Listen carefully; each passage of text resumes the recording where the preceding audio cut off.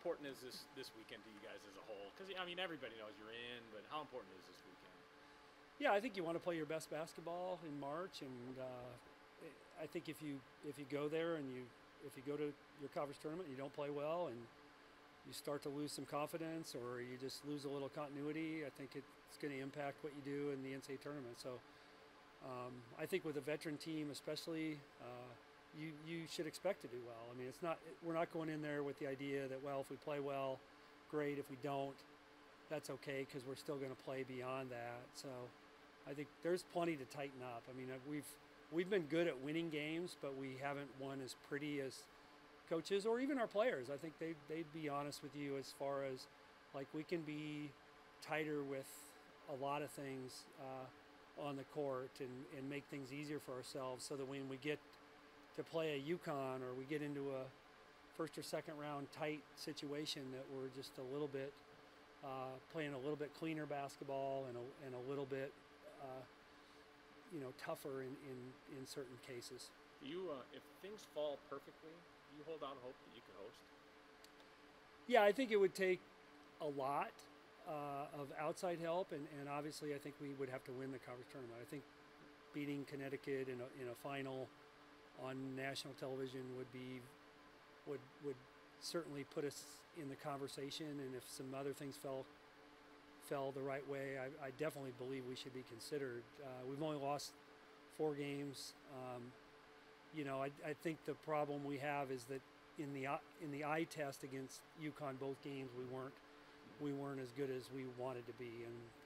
But if you look at every other piece of a resume, we have it. I mean, we're, I think, 15-4 in quad 1 and quad 2 games, and that compares favorably to probably all but 6 or 8 teams in the country. So, but those 2 games where we just weren't, especially the first game, but even the second game, we didn't probably pass the eye test. Like I always don't pass the eye test. Do you ever? I mean, I know you know the components of why you guys are good on the road, but do you ever sit back and, I don't know if marvel's the right word, at like how actually good you guys have been on the road, especially with this group together over the last couple of years? Yeah, I mean, somebody just pointed out, in fact, it might have been Glenn, that I think we're 25-5. We're 22-5 in road games and 25-5 neutral site regular season the last 2 years, and I think that's a testament to how well our kids get along. I think, because particularly on the women's side, where we play a lot of 2-game road trips, if you don't like each other by day 4, it's a little bit harder to be in the right frame of mind to go out and win a game. And I think we've done a good job of being pretty even tempered and measured on road trips, whether they be a quick out and back or a longer 4-day trip where you're playing 2 games, and by that 4th day you're wondering if your team's going to be quite as ready. So I think that's a testament to how well we get along. I think it's our balance too. I feel like it's not always going to be the case that Emma, Morgan, and Lauren are all on in one particular game, but I just think we've got enough pieces and we just have a kind of a toughness about us that we can figure out a way to win even when we don't have our best stuff. You mentioned your 3, but how much is Mogeson? What has she meant to your team? She was awesome the other day. Yeah, Molly's been. First she shot the 3 really well. She's a really good mouthpiece on the court. I think because maybe her production isn't quite as important game to game, and when I mean production, I just mean scoring, because that's what people think of. Right. But I think she's able to calm our team down when maybe somebody else or gets a little rattled or we get a little sideways. I think she just has a calming effect, and that's a big piece. And then defensively, she's really solid. 2+ to 1 assist to turnover ratio, and then like I said, there's nights where she can get us 12 to 14, but even when she's only getting us 6, usually she's 2 for 4 from the 3 and shooting a good percentage there. So yeah, I do think Molly can be overlooked because of the other 3 and how productive they are. And how much of a spark can Jamie be too? Yeah. I mean, she was perfect the other day. Yeah, we don't win that game without Jamie if she's not, and that's what you love about Jamie is, some games she doesn't get as many minutes, but when she gets more minutes and she needs to produce, she's right there. And you know, defensively, she's doing everything she can to help us. But she isn't. If you've watched us practice, you know Jamie's about as good a shooter as we have. She just can't create a shot necessarily as well as some of our other kids, but she's a really good catch and shoot player. And you're happy for her because she stays ready. And she's a nursing major, so she's not in practice every day. She's got to catch up on scout or get an extra workout in because she missed a practice. So, but that's a maturity piece that she's able to have success even with having some of the challenges that she has off the court. And along those same lines, can you just talk about how much she has meant to your team over her 4 years here? Because I mean, this is probably her last time representing her hometown in the postseason. Yeah, Jamie's.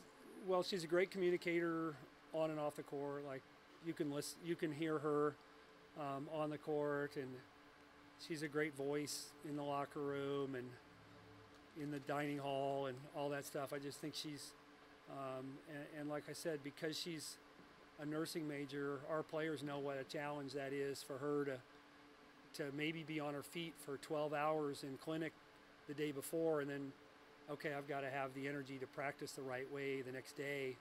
That's not easy. I mean, our players, most of our players think sitting in a class for 3 hours a day is hard, and she's standing sometimes for 10 or 12 hours.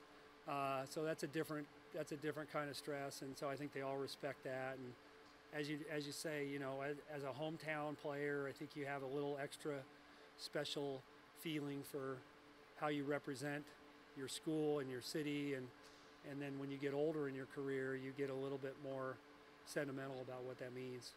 I know they still have a game to play, but with Seton Hall that you get in the first round, that'll be the 12th time in 4 years. I mean, yeah.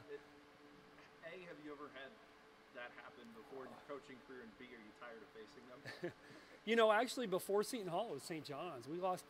God, it seemed like we lost a lot in the conference. We'd beat them, 2/3 of the time in the regular season, and we'd always lose to them in the conference tournament. I mean, I think we're 1-5 against St. John's in the postseason. So we did have kind of that as the precursor to Seton Hall. But it's very odd that we seem to be playing them every year. And Tony and I joked before the game is okay, at least we're not going to play the 9:30 late night game this weekend, but we potentially could meet. And we've had great conference tournament games with them.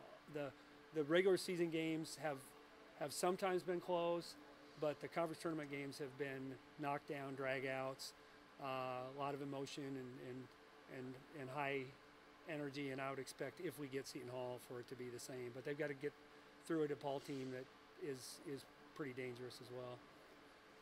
How do you deal with this group? Because you don't have a lot of time before you have to play, but you also don't know who you're going to play. So what does this week look like for you?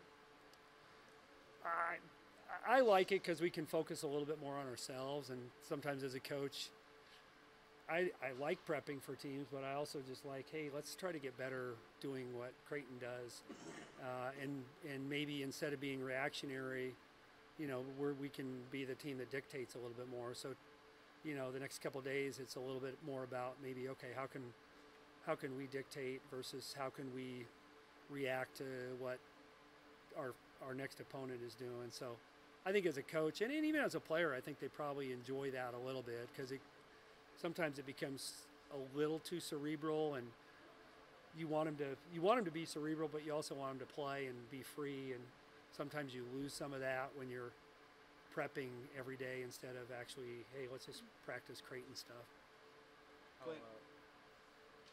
Glenn, how cool is it that there's this much buzz in Omaha around this time of year with both the men and women's program being as successful as they've been?